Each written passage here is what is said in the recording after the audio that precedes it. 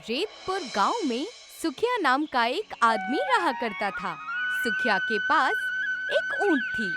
सुखिया गांव में घूमने आए मुसाफिरों को अपने ऊंट की सवारी कराया करता था। एक दिन सुखिया अपने 20 साल के बेटे मोहन से कहता है, मोहन, तुम दिन भर घर बैठे रहते हो, क्यों ना मेरे साथ चलकर मेरे काम में हाथ बटाया करो। अब्बू, किसी जमाने में हमारे घर में हमारे पास 20 ऊंट हुआ करते थे। आज सिर्फ एक ऊंट रह गया है, उससे हमारी आमदनी ही कितनी हो पाती है। बात तो तुम ठीक कह रहे हो मोहन, लेकिन हम कर क्या कर सकते। अब्बू, कल को हमें पूजा का निकाह करना है। आप क्यों नहीं समझ रहे हैं कि इस आमदनी में उसकी निकाह नहीं हो सकती। लेकिन हम करें क्या मोहन। अब्बू, कस्बे के दबंग बलराम ने बेईमानी से हमारे सारे ऊंट छीन लिए। अब उसकी सारी नजरें हमारे इस आखिरी ऊंट पर है। सोचिए अब्बू, अगर वो इस ऊंट को भी हमसे छीन लेगा तो फिर हम क्या करेंगे। मोहन की बात सुनकर सुखिया घर से बाहर निकल गया कि तभी रेतपुर का दबंग बदमाश बलराम का नौकर हीरा सुखिया के पास आकर कहता है, मैं तुम्हारे ही घर आ रहा था सुखिया। क्या हुआ भाई, क्या मुझसे कोई गलती हुई है। गलती तो तुम्हारे अब्बू से हुई थी सुखिया, जिसने हमारे मालिक बलराम से अच्छा खासा कर्ज लिया था, जिसका ब्याज तुम आज तक चुका रहे हो। बलराम सेठ ने तुम्हें याद किया है। कुछ ही देर में सुखिया बलराम की हवेली के अंदर बलराम के सामने खड़ा होता है। सुखिया, इस महीने के ब्याज के रुपए मुझ तक नहीं पहुंचे। बलराम सेठ, मैं अपने अब्बू का कर्ज चुका चुका कर कंगाल हो गया हूँ। आपने हमारी पुरखों की हवेली मुझसे छीन ली, मेरे 20 ऊंट भी मुझसे छीन लिए और मेरे पास अब एक ही ऊंट बचा है। इसीलिए अब मेरे पास देने के लिए कुछ नहीं है। अरे तुम्हारे पास जो एक ऊंट है ना, वो मुझे दे दो। ऐसी बेईमानी मत कीजिए बलराम सेठ, उसी ऊंट से तो मेरा घर चल रहा है। मेरा खानदान बर्बाद हो जाएगा। देखो, तुम्हारी बीवी तो पहले ही मर चुकी है सुखिया, और तुम्हारा बेटा 20 साल का हो चुका है। उसे मेहनत मजूरी करने को क्यों नहीं कहते। बलराम सेठ, मैंने तुम्हारे जितने भी अत्याचार सहने थे सह लिए, लेकिन अब मैं यहाँ से जा रहा हूँ। सुखिया वहाँ से चला गया। सुखिया बलराम की हवेली से कुछ ही दूर चला था कि तभी एक ट्रक उसे कुचलता हुआ चला गया। सुखिया की मौके पर ही मौत हो गई। सुखिया के बेटे मोहन ने अपने पापा का अंतिम संस्कार कर दिया और घर पर आकर फूट फूट कर रोने लगा। रो मत भैया, अगर आप ही हिम्मत हार जाओगे तो फिर मुझे कौन संभालेगा। पापा के बाद आप ही मेरा सहारा हो भैया। अपनी बहन की बात सुनकर मोहन खामोश हो गया। अगले दिन मोहन सोकर उठा ही था कि तभी बलराम कुछ गुंडे लेकर वहां आ पहुंचा।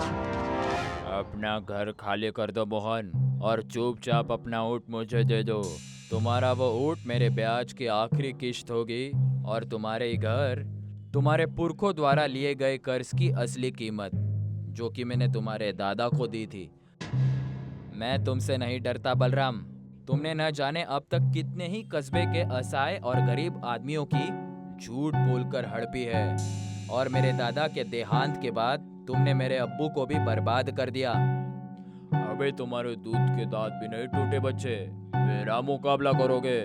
मेरा मुकाबला तो तुम्हारे अब्बू और दादा भी नहीं कर सके, तो तुम क्या खाक करोगे। इतना बोलकर बलराम अपने गुंडों से कहता है, देखते क्या हो, मोहन के घर पर कब्जा कर लो और मोहन और उसकी बहन को धक्के देकर घर से बाहर निकाल दो। बलराम के गुंडों ने मोहन और उसकी बहन पूजा को उसके ही घर से बाहर निकाल दिया। दुष्ट पापी, तूने हमारा सब कुछ छीन लिया। कम से कम हमें हमारे घर से हमारे पापा की कुछ आखिरी निशानियां तो ले जाने देता। पूजा ने इतना कहा ही था। बलराम पेंटिंग पूजा के हाथ में पकड़ाता हुआ कहता है, तुम्हारे अब्बू को अपना ऊँट बहुत प्यारा था, लेकिन हम तो तुम्हें तुम्हारा ऊँट नहीं दे सकते। लेकिन तुम ये ऊँट का तस्वीर लेकर जा सकते हो। इस ऊँट का तस्वीर देखकर अपने अब्बू को याद करना। पूजा उस तस्वीर को पकड़कर अपने भाई मोहन के साथ रोती हुई वहाँ से चली गई। वो दोनों गांव की सीमा पर पहुँचे ही थे कि तभी गांव के मुखिया ने उन दोनों को रोक लिया। तुम दोनों को कहीं जाने की जरूरत नहीं है। तुम दोनों आज से मेरे घर पर रहोगे। नहीं मुखिया जी, मैं आपका यह एहसान नहीं ले सकता। तुम्हारे अब्बू और तुम्हारे दादा ने मेरे अब्बू पर बहुत एहसान किए थे, अब ना मत करना। मुखिया मोहन और पूजा को अपने घर पर लेकर आ गया। रात में पूजा अपने पापा को याद करके रो रही थी कि तभी उसके कानों में एक ऊंट की आवाज टकराई। यहाँ तो आसपास कोई भी ऊंट नहीं है, फिर यह आवाज कैसी? कुछ वक्त बाद उसके कानों में ऊंट के बोलने की लगातार आवाजें टकराने लगीं। पूजा ने देखा कि वो आवाजें तस्वीर के अंदर से आ रही थीं। पूजा ने जैसे ही उस तस्वीर को देखा तो वो हीरे का ऊंट तस्वीर के अंदर एक रेगिस्तान में चला जा रहा था। पूजा अपने भाई मोहन को बाहर बुलाकर लाती है। क्या हुआ पूजा? भैया, ये देखिए, इस तस्वीर में हीरे का ऊंट चल रहा था और बोल भी रहा था। मोहन उस तस्वीर को गौर से देखने लगा। जैसे ही मोहन ने उस तस्वीर में बने हीरे के ऊंट को हाथ लगाया, अचानक वो हीरे का ऊंट तस्वीर से बाहर निकल आया। ये देखकर पूजा और मोहन की आंखें आश्चर्य से फटी की फटी रह गईं। मुझे देखकर चौंकने की जरूरत नहीं है। मैं जादुई हीरे का ऊंट हूँ जो तुम्हारे दादा ने एक जादू की नगरी से खरीदा था, लेकिन किसी वजह से उन्होंने मुझे इस तस्वीर के अंदर बंद कर दिया था और मुझसे कहा था कि जब उनका पोता इस तस्वीर को हाथ लगा देगा मैं तब बाहर आ जाऊंगा। इस मंजर को मुखिया भी देख रहा था। मुखिया वहाँ आकर मोहन से कहता है, मोहन, मेरे अब्बू कहा करते थे कि तुम्हारे दादा के पास कुछ चमत्कारिक ताकत भी थी, लेकिन तुम्हारे अब्बू को इस बात पर यकीन नहीं था। तभी वो हीरे का ऊंट अपने मुंह से हीरे उगलने लगा।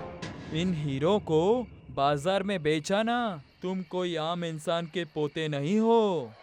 मोहन उन हीरों को अगले दिन बाजार में बेच आया। कुछ ही दिनों में मोहन ने रेतपुर गांव के सभी गरीब और असहाय लोगों के कर्जे चुकता करके बलराम के हाथों उनकी जमीन और उनकी संपत्ति छुड़ाकर वापस कर दी।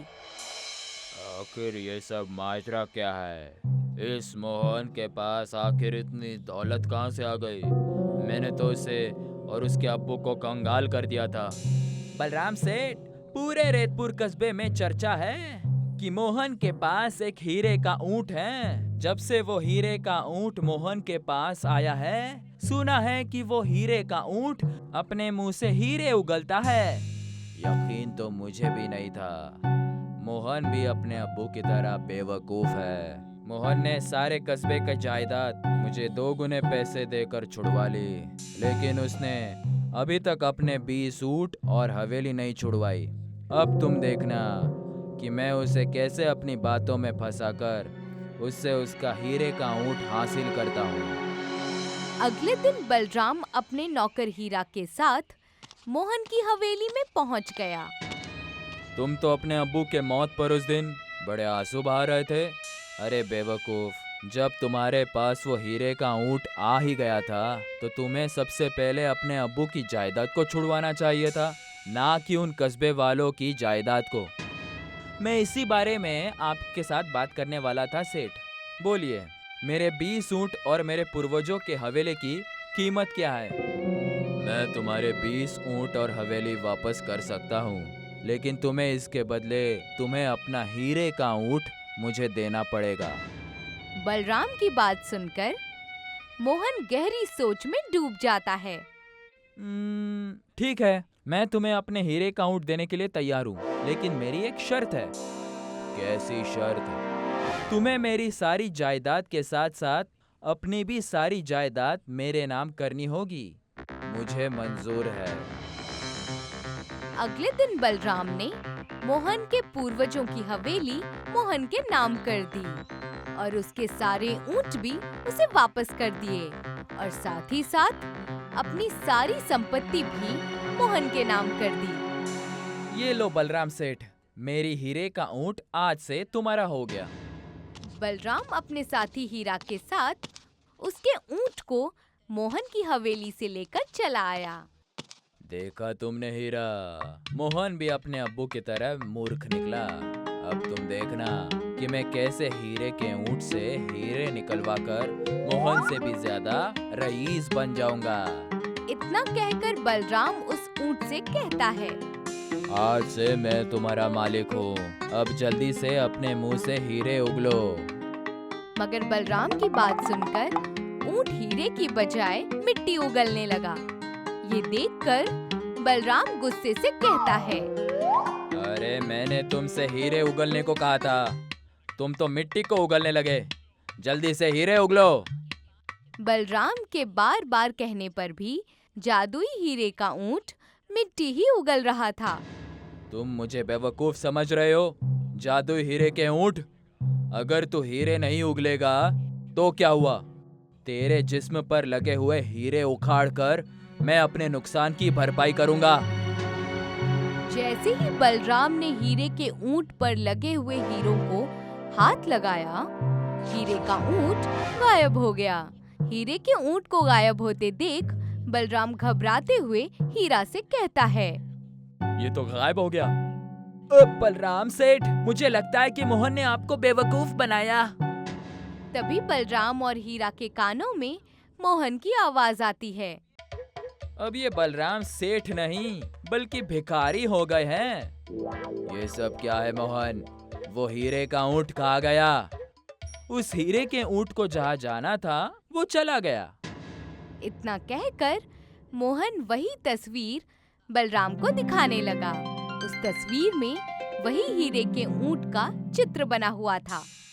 जिस जादुई हीरे के ऊंट को तुम अपनी सारी जायदाद देकर मुझसे ले गए थे, वो जादुई हीरे का ऊंट मेरे दादाजी ने जादुई नगरी से खरीदा था। जब वो ऊंट इस तस्वीर से बाहर आया था, तब उसने मुझे ये बताया था कि मेरे दादा ने आपसे कुछ कर्ज नहीं लिया था। तुमने मेरे अब्बू से झूठ बोला था और इसी जादुई हीरे के ऊंट ने तुम्हें बर्बाद करने के लिए मुझे तरकीब बताई थी। और एक मजे की बात मैं बताऊं कि ये जादुई हीरे का ऊंट सिर्फ मेरे हाथ लगाने से ही बाहर आ सकता है, क्योंकि ये मेरा हीरे का ऊंट है, तुम्हारा नहीं। अब तुम पूरी जिंदगी गरीबी में काटोगे, तुम्हें पता चल जाएगा कि गरीब की जिंदगी कैसी होती है। इतना कहकर मोहन वहाँ से चला गया। बलराम और हीरा दोनों कंगाल हो चुके थे।